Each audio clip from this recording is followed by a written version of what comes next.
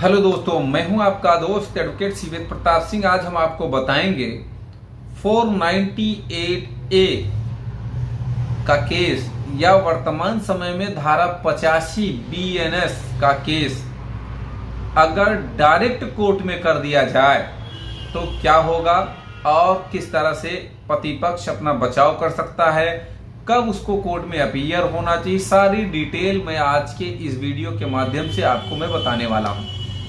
एक हमारे सब्सक्राइबर दोस्त ने ये सवाल पूछा कि जब डायरेक्ट कोर्ट में केस हो जाए तो क्या करना होता है, पूरी प्रक्रिया को आप बताएं।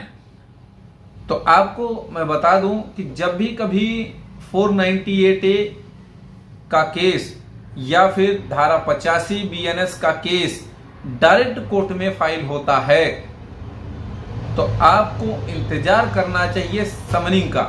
कहने का मतलब ये, भले ही आपको जानकारी है, भले ही आपको मालूम है कि मेरी पत्नी ने इस तरह का झूठा केस मेरे खिलाफ, मेरे घर वालों के खिलाफ, रिश्तेदारों के खिलाफ कोर्ट में दाखिल कर दिया है, कोई बात नहीं, दाखिल है, दाखिल रहने दीजिए, लेकिन उसमें आप निगरानी करते रहिए, उसको कोर्टवाच करते रहिए कि उसमें चल क्या रहा है। जैसे डायरेक्ट जब कोर्ट में केस होता है तो पहले आपकी वाइफ का बयान होगा, फिर 2 गवाहों का बयान होगा, तब कोई ऑर्डर होगा, तब समनिंग ऑर्डर होगा, यानी कि तब आपको सम्मन आएगा। तो अब सम्मन आने के बाद आपके पास 2 रास्ते हैं। पहला रास्ता तो आप डायरेक्ट कोर्ट में जाइए, जमानत कराइए, ट्रायल लड़िए, या जमानत कराने के बाद भी डिस्चार्ज एप्लीकेशन दे सकते हैं। डिस्चार्ज एप्लीकेशन कंप्लेंट केस में भी दे सकते हैं, FIR केस में भी दे सकते हैं, उसमें कोई दो राय नहीं। दूसरा रास्ता यह है कि वही समनिंग ऑर्डर और कंप्लेंट केस जो फाइल है उसकी सर्टिफाई कॉपी, समनिंग ऑर्डर की सर्टिफाई कॉपी और ऑर्डर सीट, ये 3 पेपर आप लेकर डायरेक्ट हाई कोर्ट में भी जा सकते हैं। अब लोअर कोर्ट में जाने से और हाई कोर्ट में जाने से फायदा समझ लीजिए। अगर आप लोअर कोर्ट में जाते हैं तो सबसे पहले पारिवारिक लोगों का, यानी कि हस्बैंड के अलावा जो लोग हैं उनकी बेल करानी होगी, बेल हो जाएगी। उसके बाद पति की बेल करानी पड़ेगी, उसमें इंट्रीम होगी, मीडिएशन होगा, वगैरह वगैरह। 4-8 तारीखें चलेंगी बेल पर, सिर्फ पति की बेल पर, बाकी सबकी तुरंत हो जाएगी, एक दिन में ही हो जाएगी, सेम डे। तो बेल करा लेने के बाद फिर ट्रायल में भी सबको जाना पड़ेगा। यही एक नुकसान लंबा होता है कि मान लीजिए अदर डिस्ट्रिक्ट का व्यक्ति है, अदर स्टेट का व्यक्ति है, तो उसे अगर जमानत करा लेता है तो बार बार तारीख पे भी जाना पड़ेगा। भाई आपके वकील साहब कितनी बार तारीख देखेंगे, कितनी बार हाजिरी माफी देंगे, कितनी बार अर्जेंटमेंट देंगे, जाना ही पड़ेगा आपको। तो अगर आपको न बेल कराना है न तारीख पे जाना है तो इसके लिए सबसे बेस्ट ऑप्शन होता है हाई कोर्ट। जब आप हाई कोर्ट आएंगे तो आपका पहले ही प्रक्रिया में जब भी मुकदमा आपका टेक ऑफ होगा, स्टे हो जाएगा।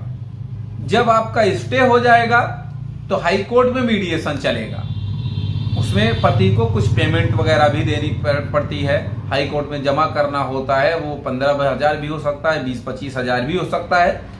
अच्छा, मीडिएशन न लेने से और मीडिएशन लेने से फायदा भी होता है, नुकसान भी होता है। वो नुकसान सिर्फ पैसे का होता है, बेनिफिट बहुत होता है। कई वीडियोस में मैंने बताया भी है कि क्या बेनिफिट होते हैं मीडिएशन में जाने से, तो आप वो वीडियो देख सकते हैं। तो सवाल ये है कि जब मीडिएशन यहाँ होगा, 2-3-4 तारीखें चलेंगी, उसके बाद रिपोर्ट सबमिट होगी, मीडिएशन वाली रिपोर्ट कोर्ट में जाएगी, फिर कोर्ट में डेट लगेगी।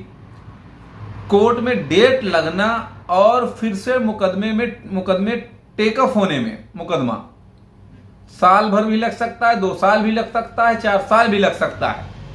कहने का मतलब ये कि आपका स्टे बना रहेगा, स्टे भी बना रहेगा, आपको लोअर कोर्ट में जाना भी नहीं पड़ेगा बेल कराने भी। यानी कि जो फायदा हाई कोर्ट दे देगा आपको लोअर कोर्ट वहां कभी नहीं मिलेगा, लोअर कोर्ट में वो फायदा। तो ये रही डायरेक्ट कोर्ट में केस करने वाली बात। और डायरेक्ट कोर्ट में जब केस हो जाता है उसके लिए भी आपको बहुत परेशान होने की जरूरत नहीं। अब एक सवाल का जवाब और देना इंपॉर्टेंट है कि कितनी बार तारीख पे आप नहीं जा सकते हैं। यानी कि आपको सम्मन आया, जानकारी नहीं मिली या हुआ क्या हुआ, रिसीव किया नहीं किया, सम्मन आएगा, BW आएगा, NBW आएगा, तब जाके 82 होता है। यानी कि लंबी प्रक्रिया होती है। और अगर हाई कोर्ट आ गए तो कोई भी स्टेज में आपका मुकदमा हो, स्टे हो जाएगा, कोई दो राय नहीं है। अगर कुछ और पूछना है, कोई और सवाल शेष रह गए हैं, तो स्क्रीन पर चल रहे नंबर पर फोन करके भी आप जानकारी ले सकते हैं। उम्मीद करता हूं, आशा करता हूं आज का यह वीडियो आपको बेहद पसंद आया होगा। अगर वीडियो पसंद आए तो वीडियो को लाइक करें, शेयर करें। यूट्यूब चैनल सीबेंद हाईकोर्ट को जरूर सब्सक्राइब करें। अगर यह वीडियो आपको अच्छा लगा तो कमेंट बॉक्स में धन्यवाद जरूर दीजिएगा, या फिर अगर कोई आपकी राय है या आपको किसी टॉपिक पर वीडियो चाहिए, जैसे कि आज का यह वीडियो मैंने एक सब्सक्राइबर दोस्त के कहने पर बनाया, अगर यह वीडियो अच्छा लगा तो एक लाइक जरूर बनता है।